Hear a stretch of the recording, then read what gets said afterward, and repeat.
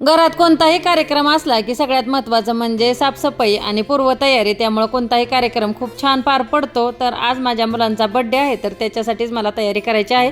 तर सगळ्यात आधी तर गोड असा स्वीट केक मी डब्यामध्ये भरून दिला होता स्वराजच्या, कारण त्याच्या शाळेमध्ये त्याला स्वीट दिलं आणि त्यानंतर शाळेत आणलेल्या गिफ्टच्या वस्तू आणि त्याला आवरून स्कूलमध्ये पाठवलं आणि त्यांच्यात कलर ड्रेस घालतात ज्यावेळेस बड्डे असतो तेव्हा. त्यानंतर मी भाजी घेण्यासाठी आले होते आणि त्याच्या आधीच मी घरातली सगळे कामं आवरली होते. तर मला वडापाव बनवायचे आहेत बड्डेसाठी आणि मुलांनाही खूप आवडतात, त्यामुळे मी भाजीला आले होते. भाजी घेतली, त्यानंतर घरी आले तोपर्यंत आमचा स्वराज्य शाळेतनं आला होता. त्याचेही थोडा वेळ लाड केले आणि आत्ता खूप पाऊस आहे बाहेर त्यामुळं चहा ठेवला, चहा घेतला आणि आता काही घरातली बाकीची कामं थोडी राहिलेली आवरून घेतली. सगळ्यात जास्त म्हणजे हॉलच महत्त्वाचा असतो, तर बाकीची कामं मी सकाळीच आवरली होती. पण अजून एकदा हॉल साफ केला कारण पावसामुळे खूप कचरा होतो घरातही. त्यानंतर आता मी बेडमध्ये ठेवून दिलेले असतात गालीच्या आणि बेडवरच्या कुशन, कारण सोफ्यावरच्या कुशन ठेवलेले असतात ते सगळे मुलं दिवसभर खाली पडतात, त्यामुळे मी बेडमध्येच ठेवून देते. आणि आता इथं गालीचे टाकून घेतले कारण बड्डे तर संध्याकाळी आहे, पण मी 4 वाजता तयारीला लागले आहे, त्यामुळं गडबड होत नाही आणि आपल्याला बाकीची कामं करता येतात. आणि आम्हाला वडापाव पण बनवायचे होते, तर सगळ्यात आधी मी डेकोरेशनला सुरुवात केली.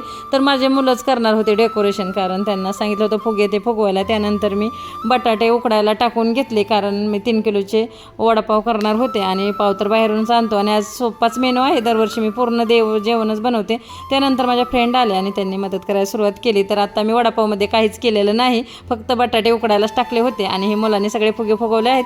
पण आम्ही वरती सगळे लावणार नाही, खालीच ठेवणार आहे आणि वरती थोडीच एक कमान बनवणार आहे. तर आता वडे बनवून ठेवले होते आणि हे बर्थडे झाल्यानंतर तळायचे आहेत. तर सगळेच असे बनवून झाले आणि आम्ही सगळे तयार झालो. तर आता डेकोरेशन हे रेडी आहे आणि आता मी ही रेडी झाली. तर ताटही बनवायचं होतं, तर आमच्या मावशीने बनवून घेतलं.